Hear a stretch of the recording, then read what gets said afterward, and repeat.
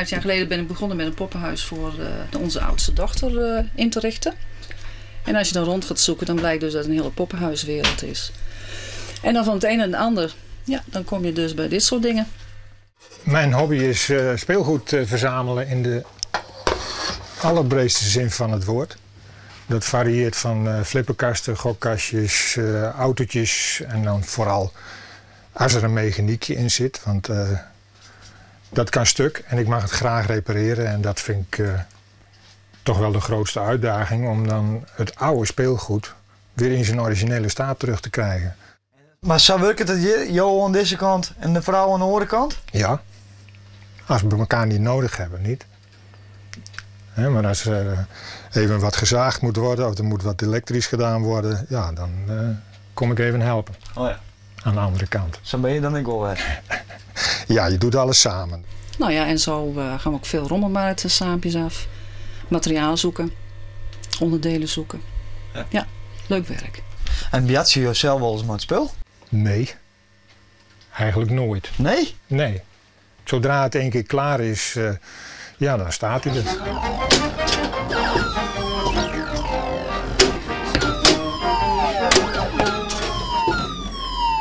Maar dat is wel goed voor het huwelijk zeker? Wie is je moeder? Voor het huwelijk. Dat is goed voor het huwelijk zeker. Oh. Ja, hey, staat? Ja, nee, uitstekend, hartstikke goed. Nee, doordat je dingen gezamenlijk doet, leer je elkaar ook waarderen daarvoor. Ja. Toch? Kan ik beamen, ja. Ja. We liggen nog wel eens in de clinch met bepaalde aankopen.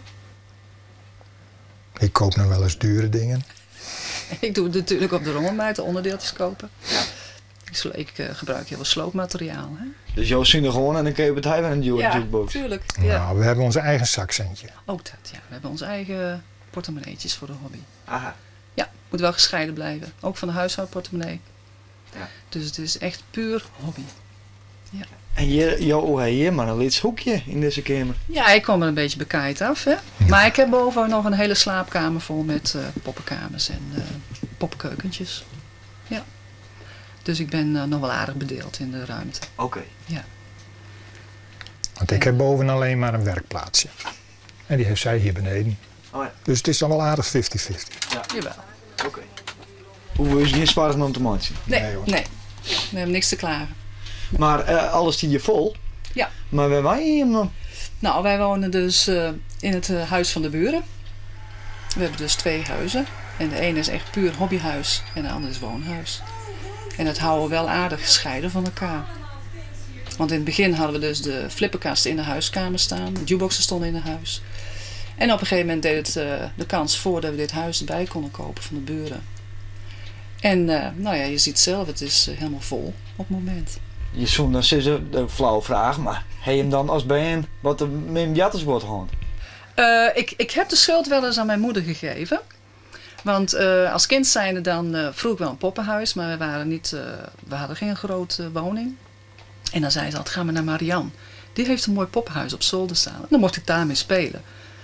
Dus toen ze hier die poppenhuizen zag, jemie, nee, was het van, nou, een mooie bende niet. Dus ja, is jouw schuld. Ik zei, ik heb voor jou nooit een poppenhuis gekregen.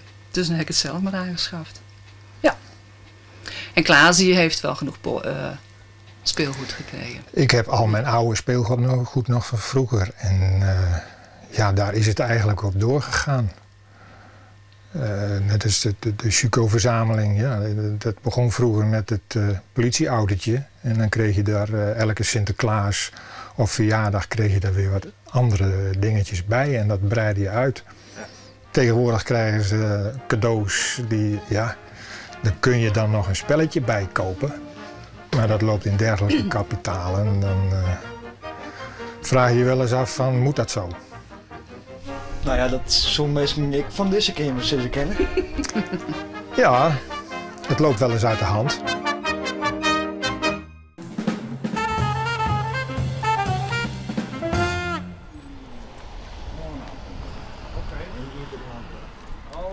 Goeie. Fout in de oorlog. Ja, hey, goeie. Oh, goedemiddag.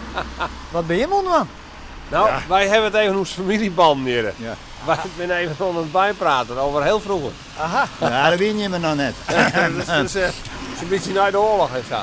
Juist. Zou je dan een praatje hier op? Ja, ze hebben dan even een praatje, want dat ziet me al een beetje in de hol. Ik denk, wil die man toch eens een keer even vragen hoe het nou echt ziet. En hoe ziet het nou dan? Nou, goed. Ja, het ziet goed. Mooi. Maar ik denk dat mijn paken zijn hard kennen het. Zou Ja, vier dat wie denk hè? ik wel, ja. Ja, Ja, zou ja, vier ja. wie. Aha. En, maar jou bent dus politie. Ja, ik ben hier politie, ja. En is dat leuk? Dit is hartstikke leuk, ja, zeker. Politie zeker. Zeker in deze omgeving. Want, Ja. nou, dat is tussen Mar en Kleef nou. Dat is mooi nou hier, dat is de hoeken. Ja, hartstikke. Een hemel op het dorp zuid het al, het is haast de hemel. Dat is hartstikke schijn. Daarom kom ik er allemaal weer op. Maar, dus hier waren je alleen nog maar keurige mensen. Ja, Ja. in wezen wel. En voor die enkeling, dan ben we hier wel eens. Ja, niet in de tweede keer wel ja, maar baas die hier. kennen Dat we is wel, mooi die net kennen we niet wel. gebeurd. En ik denk er zelf ik wel wat aan de. Ja, jouw kost zo'n tanker om.